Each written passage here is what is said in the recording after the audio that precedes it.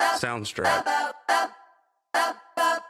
Trying to get a lot of dough. Anything is possible. Turn me up in the headphone. Soundstripe. Yeah. Trying to get a lot of dough and dirt through all the obstacles, cause anything is possible.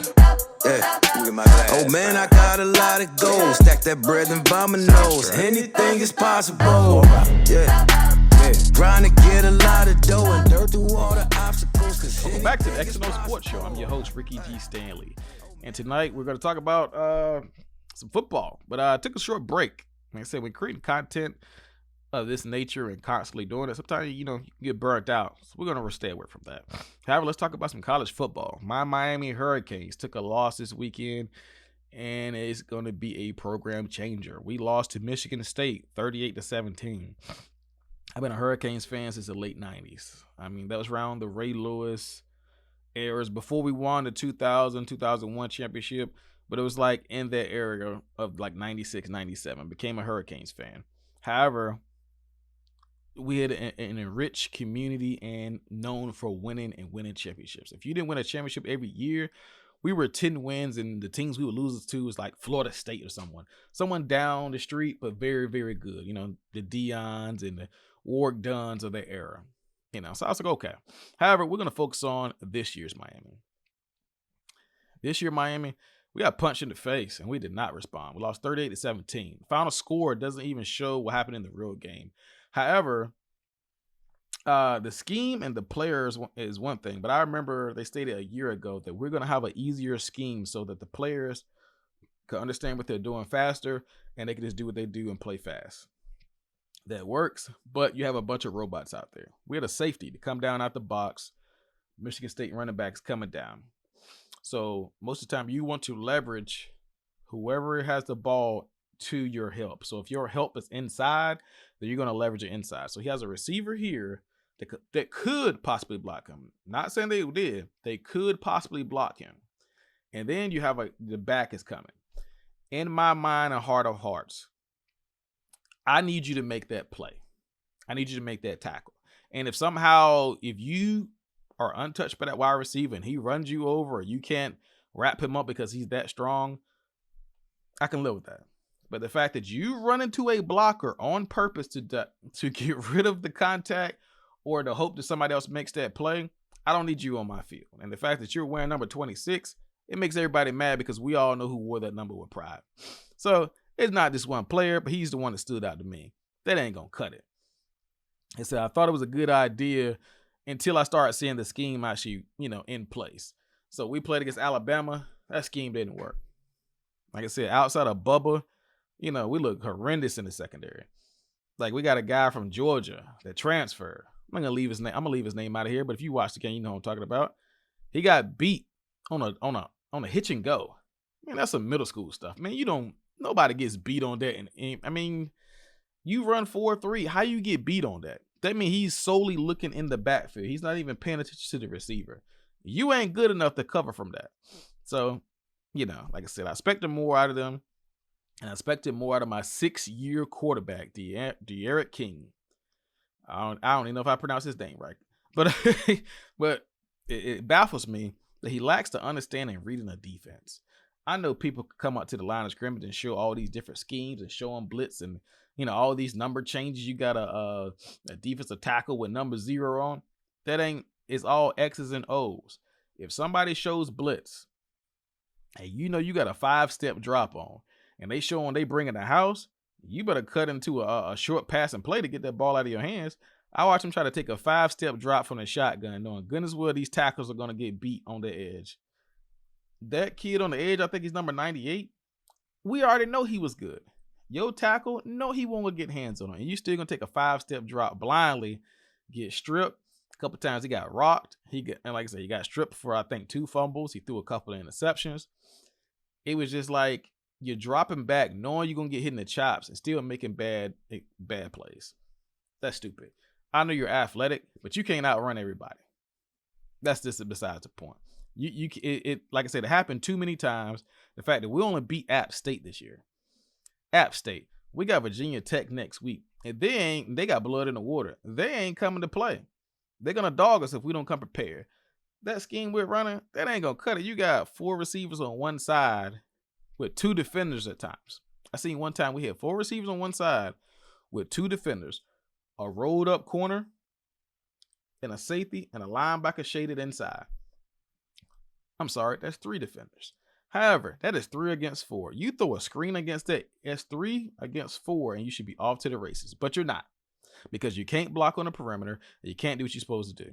But I'm going to digress, because I'm going to get on that $20,000 plus chain that we have. Turnover chain? You got to be kidding me. I only seen that thing 2 times, and I watched every game this year. That ain't going to cut it. Like I said, Manny Diaz, if you don't turn it over or turn it around, you're going to get walked out of there and all your people. And don't let us not beat Florida State, because they're terrible too. They definitely walking you out of there after that. You might not even make it to the Florida State game if we keep losing at this rate. Like I said, it's time for another staff, and we recruit too much talent to play like this. That's unacceptable. However, let's move to another piss poor team to play this weekend. Clemson. Clemson, that's not going to cut it either. You guys had a lot of players to go to the NFL. I understand that. But this is why, coaches, you should build a program and not build off of players. I've seen a lot of teams in college. You know, you got a guy for 3 years. I'm going to put all this talent around him. We're going to win with him. And then when you do win with him and he leaves, then what? The quarterback that's playing now, I definitely thought he was better than that. He played against Notre Dame last year and one other team. The guy balled out. Now he's looking like, he ain't what I thought he was. I don't know if the scheme they're calling or they're expecting teams to play them a certain way, but throwing 160 yards passing against Georgia Tech. Now with all that talent, you guys are getting top tier prospects every year. It's not going to cut it. So I know this is a rebuilding year for them, but they represent the ACC, and that's why I was a little upset at the fact that they barely beat Georgia Tech. Georgia Tech hasn't been good since Calvin Johnson been there. Like, they had a couple fluke years of that triple option stuff, but like I said, they ain't dominated like that since Georgia Tech, and I don't even think they won the ACC when Calvin Johnson was there. Like I said, Notre Dame played pretty good. That was a tight game, but they still showed up. So I don't think that Clemson should be losing to anybody outside of the ACC, because we don't have anybody in the ACC that can actually beat them, especially like my Hurricanes. If we beat them, which we don't play them this year, I'll be very surprised. I just need us to beat Florida State, because if we don't beat anybody else, at least I can brag to the Florida State guys that watch the games. So a couple games that did play well this week. Alabama versus Florida. Florida actually almost squeaked out a win, but almost doesn't count. 31-29. Georgia, they took care of South Carolina. Oklahoma beat Nebraska 23-16. They had a defensive back that had an Odell Beckham type interception. And that, to me, closed out the game. He showed me that he wanted it more than that guy. I mean, he came over there fly like an eagle and backhanded that thing with a couple fingers. I don't think he can do it twice, but the fact that he did it in the biggest part of the game, hey, you're all right in my book, kid. Iowa took care of Kent State. Said Clemson won 14-8. Ugly win. Texas A&M took care of business, 34-0. Ohio State beat Tulsa. Penn State, that was a very good game. Penn State versus Auburn. I'm not gonna lie, Penn State, you're better than what I thought. So they're ranked number 10 right now. Notre Dame beat Purdue 27-13. UCLA is moving up the ranks. Chip Kelly, I see that you're building a program there. I love it. I don't think you'll be elite, but you will be in the top 10 for the next few years. You keep playing like that. BYU beat Arizona State 27-17. North Carolina took care of Virginia 59-39. Let's see who else is ranked. Of course, Miami lost 38-17. Michigan, good Lord, 63-10 against Northern Illinois. Those are the bigger ranking teams.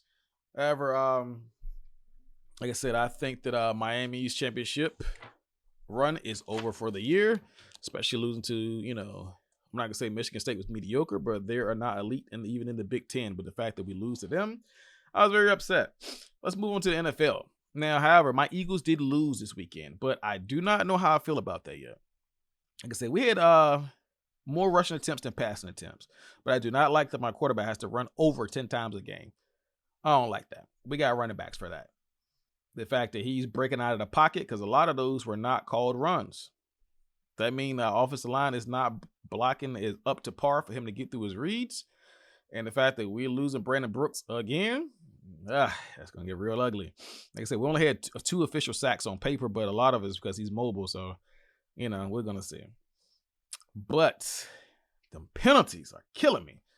We had a 91-yard completion. I mean, he pretty ball down the field, and he old black betted that thing almost. He almost got to the lamb of lamb, and he got tackled. Do you know we hit a turnover on downs on that drive? We couldn't punch it in. You don't go 91 yards and don't even get a field goal. I understand why we went for it on 4th down. I mean, they played it off the numbers. I played it off the field. We have to score on this drive to even, put the fear in San Francisco. When you're up the whole game, you feel good. But once that tide turns, some people get to panicking and some people fold under pressure. We never applied the pressure. We lost 17-11. Like I said, I did not blame my defense, not at all. If you can you can stop them to 17 points every game. Hey, we just got to put up 20. Like I said, we were in it to the end. One of the penalties from one of our defensive ends, I can't remember his name, and that's bad because that means he's not that. In my mind, he's not worth having the rent-free moment in my mind. Yeah, he stunk it up. The fact that we got to stop, and then he blew somebody up late, and then we got to, like I said, it was horrendous. Moving on. Let's say the Saints, they got beat. Looks like between day and night, 26-7. I don't know if the Panthers are that good or the Saints just didn't show up. Like I said, I like the fight in the Panthers. Sam Darnold, he ain't Patrick Mahomes, but I do like that Sam Darnold is playing inside of the scheme. He's not making a lot of mistakes. I was telling people at the beginning of the season, he's not your 10-year guy, but he can at least hold off until you find your guy. Now, if he turns into that, great. You have a diamond in the rough and you didn't pay a lot to get him. However, you can't run Christian McCaffrey every game like the way they do because they're going to start stacking the box. What I would do against Sam Darnold, hey, buddy, I'm going to make you throw into these zones. And you're going to prove to me that you're an elite thrower because we're going to tighten these zones on the back end. We're taking everything deep. And Christian McCaffrey, we're going to low bridge you all day. Once he get tired, we're going to make sure that we keep everything deep. And he's going to have to make tight throws. If he does not, we will pick him off. That's how I would play him.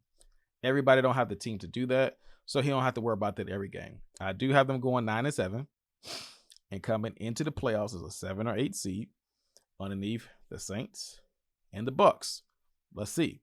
However, Sam Darnold, keep doing your thing, but the most exciting game to me was the Chiefs versus the Ravens. The most exciting game, Lamar Demetrius Jackson. He put on a show for us. I was very upset when he threw those 2 interceptions early on. I'm not gonna lie, I was very upset because I kept saying in the offseason, let him throw the ball. Let him throw the ball. And they let him throw the ball. And yeah, like I said, one of those reads is bad. He threw it in triple coverage. I don't know what he was looking at, but that's fine. But the thing is, they took that away from him, all the deep throws and all this other stuff. But however, you have to stop him as an athlete. And he said, I'm going to win by any means necessary. The passing game wasn't great, but it was gritty. I mean, it was a lot of hard hitting. They forced just enough turnovers to keep Patrick Mahomes honest, and they pulled out the win. That is a big win because if you go down 0-2, people start dropping their heads if they don't believe in the coaching staff and the program. The fact that Lamar did get that for his team, however, they did help him. The running game was very strong. But like I said, they're going to have more and more confidence in him and start letting him have more passing concepts off of that play action. But I think that he is going to have to tighten up a few things. I believe he understands what he sees. I just feel like it's going to take a little bit of practice. Like I said, like they always ran that triple option type ordeal with him, and they did not do that starting off this week. They let him air it out a little bit. They have no problem with that. Get the mistakes out early, though. But let's go over a few games that came on this week. So we had Cincinnati played against Chicago. Chicago took care of business. New York versus Washington. I'm not gonna lie, I didn't even watch that whole game. It was a little dry. Cleveland versus Houston. Cleveland took care of him 31-21. Unfortunately, Tyrod got hurt.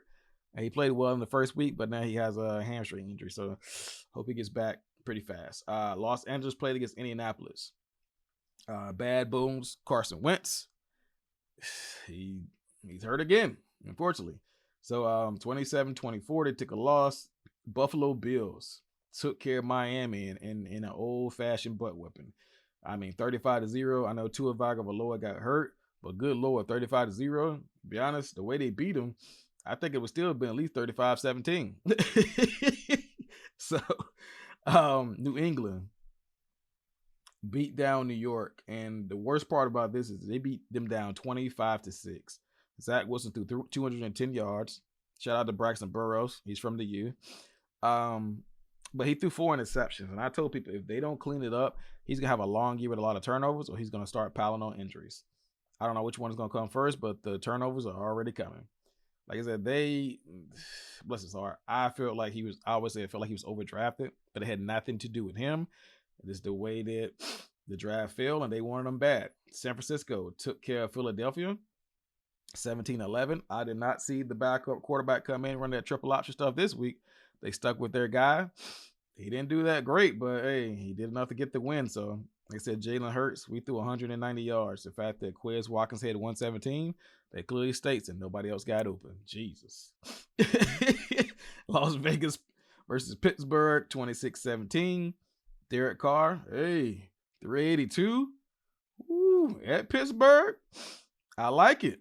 Henry Ruggs, he's finally starting to get a little loose out there. He ain't the top in that draft class, but, everybody likes him. Still got a lot to prove to me.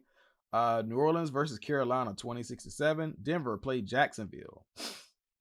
And my man Teddy Bridgewater had 328 yards. I don't care if it was against Jacksonville. It's still a win. Minnesota. Arizona. I told somebody the other day, Kyler Murray will bring his guys out of the NFC West. I don't have them ahead of Seattle, but he's coming out of NFC West and make his playoff berth. If not, the coach is on the hot seat. Keep pulling off wins like that, you will be okay. Atlanta got smoked against Tampa Bay. Tom Brady looks like he's drinking from the fountain of youth. I've been rooting against that guy for years, and he's still playing well. Can't take nothing from him. Like I said, Matty Ice, keep doing your thing. Your team around you just not good enough. Tennessee, thank you. I said this last week. I don't know if you guys saw the video or not, but I said you can't win unless you follow your own formula. I don't like that Derrick Henry only got 14 touches. Guess what? This week, he got, 27 or 30 touches for 182 yards. Nobody wants to see Derrick Henry in the fourth quarter. He's 6'3", 250. If he gets past the linebackers, bless your heart, as a defensive back. The average defensive back is probably 200 pounds or below. You might have a safety out there 220, but ain't too many of them that big. And you don't want to see him coming out there in the fourth quarter because your leg's going to be worn down and you got to throw a shoulder. He stiff-armed somebody the other night. His head bounced off the ground. It was a very ugly sight. Kansas City, like I said, they lost to Baltimore 36-5. Detroit got smoked against Green Bay. I know it's 35-17, but it actually should have been worse. So, like I said, I think the kid from the Lions, I think he's going to be okay. He didn't play extremely terrible, but they're rebuilding, and this is the Lions we're talking about. So, he's still young. He understands what he's seeing. He did play better than I thought he would. So, but in due time, let's see if the Lions turn it around. This is my time. My name is Ricky Stanley. I'm your host. I am out of here. Turn me up in the headphone. Soundstripe. Yeah. Grind to get a lot of dough and dirt through all the obstacles, cause anything is possible. Yeah. Oh man, I got a lot of goals. Stack that bread and by my nose. Anything is possible. Yeah. Grind to get a lot of dough and dirt through all the obstacles, cause anything is possible.